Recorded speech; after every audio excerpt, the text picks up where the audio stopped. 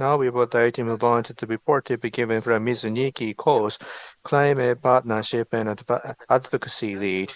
The title is 20 Minutes Neighborhood and Carbon Neutrality. Would you please turn on your microphone and please speak into English channel. Thank you very much. はじめまして、よろしくお願いします。これから英語で話します。はい。Thank you for having me today. I want to talk to you about Melbourne's climate and resilience story, and it was great to hear that Toyama has a similar path to a compact city. In Australia, we acknowledge the lands that we are calling from, and I'm calling from the traditional owners of the land that we govern, the Wurundjeri Woiwurrung and the Bunurong Boonwurrung peoples of the Eastern Kulin Nation, and pay my respects to their elders, past, present, and emerging. In Australia at the moment, the weather is warm and it's often raining. The kangaroo grass is flowering, and this season is known for its brown butterflies and its Christmas bush coming into flower.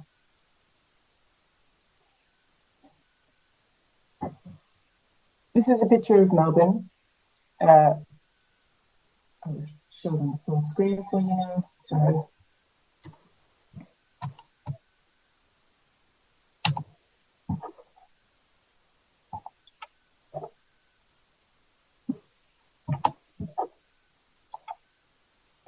This is a picture of Melbourne on a great day when the weather is fine and the rain has fallen. We're a city of parks and a city of high-rises. The climate is changing and making our parks harder to keep green, and our rivers sometimes flood. Our people in our high-rises are often experiencing extreme heat. Our city is quite small. We are just the central part of Melbourne. So the city of Melbourne covers 11 neighbourhoods and is only 37 kilometres in area. We have 180,000 residents, but 1 million people come to the city every day. We're home to 16,000 businesses, and this is the majority of the activity in the city. As you can see from this map, the 11 neighbourhoods are quite different. So up the top here in Parkville, this is a parks district with residents and parks only. In the middle, we have a city grid, which is more like a high-rise business area with our major train loop. To the left, at the bottom, we have Fisherman's Bend, which is an industrial area that uses the river as a port. To the northwest, we have Kensington, which is an area where we have much social and affordable housing, many people living in high-rise apartments, and a few parks along another creek that often floods. For each of these neighbourhoods, we'd like them to be a 20-minute city. We'd like each neighbourhood to be able to walk or take active transport to green and public spaces, to public transport, to essential services, and to work. Climate change also means that we must be able to travel safely in extreme heat, be safe from floods, and have refuges when these things happen. We also would like each of our neighbourhoods to transition to low carbon and leave no one behind. We're looking at renewable energy and good quality buildings to do this. The City of Melbourne is committed to the Sustainable Development Goals. We have measured all 17 Sustainable Development Goals and are now tracking our progress towards the targets for 2030.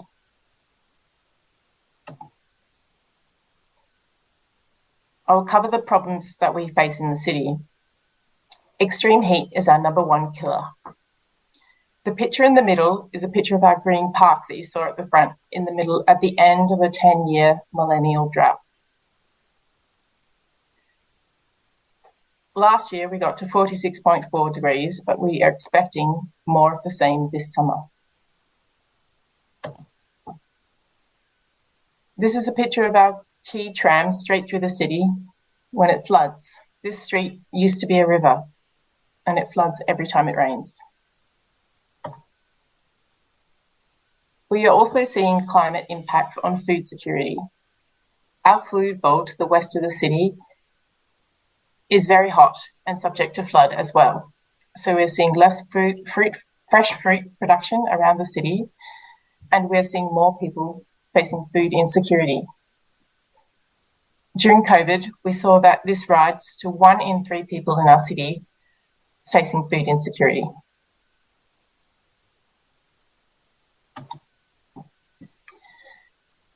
The vision for City of Melbourne is quite ambitious.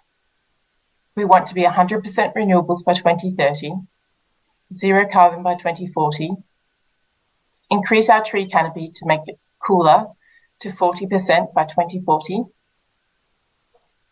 divert 90% of waste from landfill by 2030, use alternative water or recycled water for 50% of our park watering, and pursue all the SDG goals. We have a big task ahead of us. We have 10 years of climate action and compact city work to help us get there. I'll start with transport because it tells the story of 20-minute neighbourhoods best. Our greenhouse gas emissions from transport went down during COVID, as you can see at the end, but prior to that have been growing and continue to grow. So we have some great work in progress. We have been converting main streets into places for people and parks.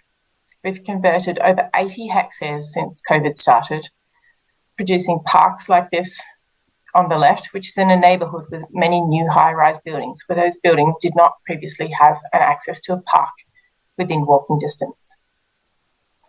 Within the middle of the city, we've made all of our little streets, so we have Little Collins Street in this picture. We've made all our little streets pedestrian first. Pedestrians can walk on the street, people can ride on the street, and cars have to go around them or be very slow.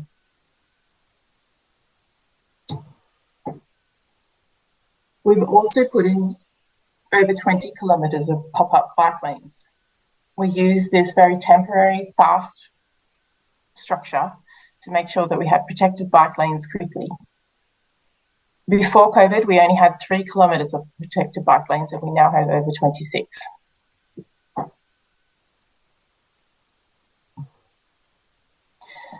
We've also been supporting the state government in building a new north to south train tunnel. Like Toyama, we had a city loop train that did not go straight through the middle. This new train stations will connect our health precincts, our arts precincts, our universities, and our libraries. Much of our city planning is based around new residential apartments near each of these new stations. This is the closest we've got to seeing inside the new stations as they progress, and many of them are looking very beautiful. Making sure our neighbourhoods are powered by renewable energy is important for energy poverty in our city. Renewable energy production in our city is going up steadily, but we have helped it with some big initiatives. In 2019, we purchased 100% renewable energy for our own electricity use as a city. We brought in all the big universities and corporations across the city to make a 10-year renewable energy contract that supported the start of a wind turbine plant.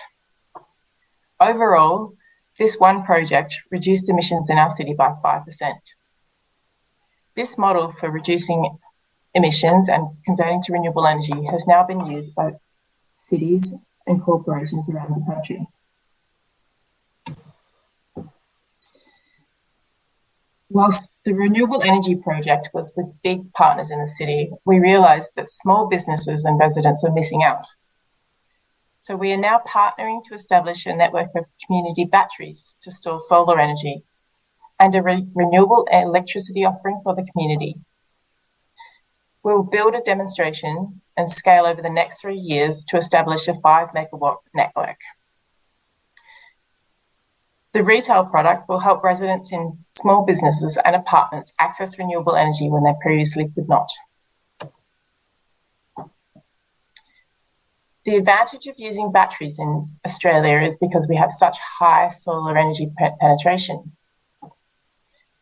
Adding neighbourhood level storage helps high levels of renewable generation, helps buildings become all electric, helps us in the transition to all electric vehicles, and supports the mass uptake of solar power by customers.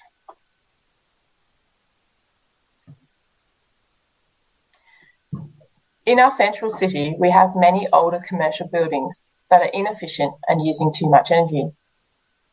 To get to zero carbon by 2040 and make sure these buildings are serving our community best, as they're well placed close to public transport, we are investing in retrofits for these buildings. We're working with industry to retrofit over 80 buildings a year. We propose that this will bring 2.7 billion to the economy and 12,000 jobs. Our retrofit program benefited from the experience in Tokyo, and it includes things like an emissions cap being proposed, as well as information and support through things like a portal, advisory group, building teams, and thought leadership events. We are also looking at unusual mechanisms like working on a precinct scale, which in our context means one block of the city grid.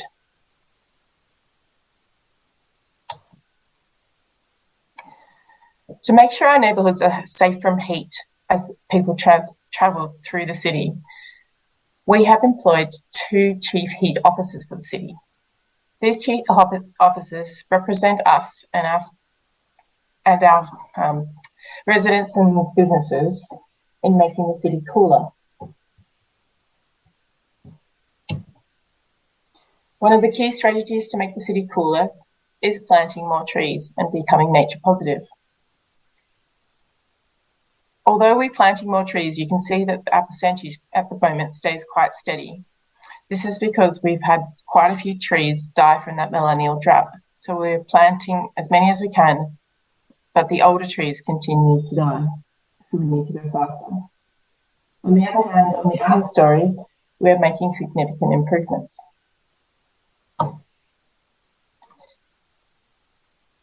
Whilst planting trees, we're also turning roads back to people.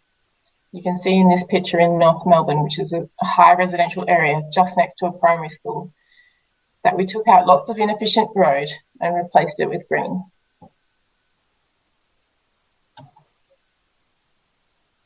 There's been some great progress on the understory planting. In Australia, good signs of biodiversity are now little bugs and butterflies coming back. This is an area of the city where there was no bugs and butterflies measured before we did these plantings. We've now measured native bugs and butterflies for the first time in 10 years.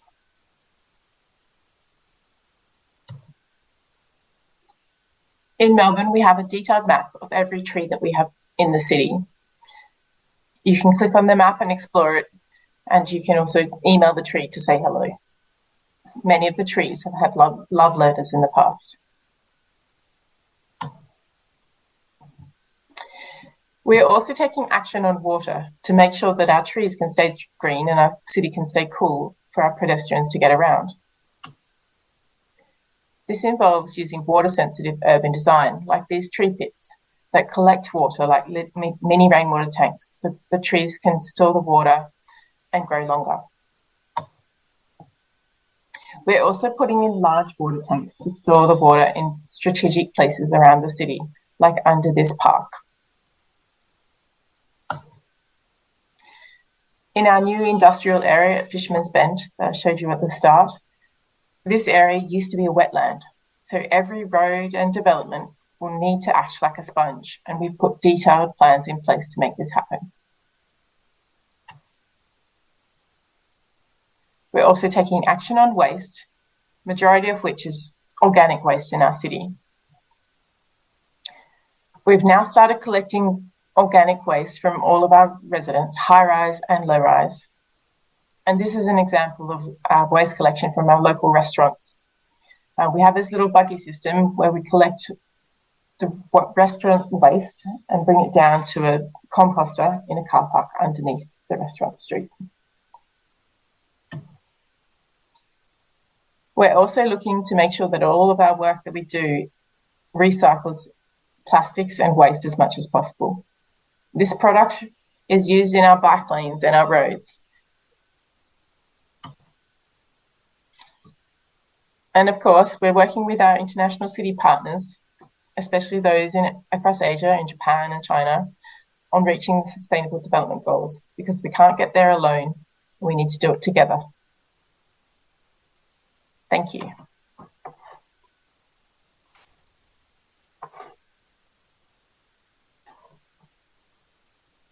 Ms.Nicki Colls、誠にありがとうございました。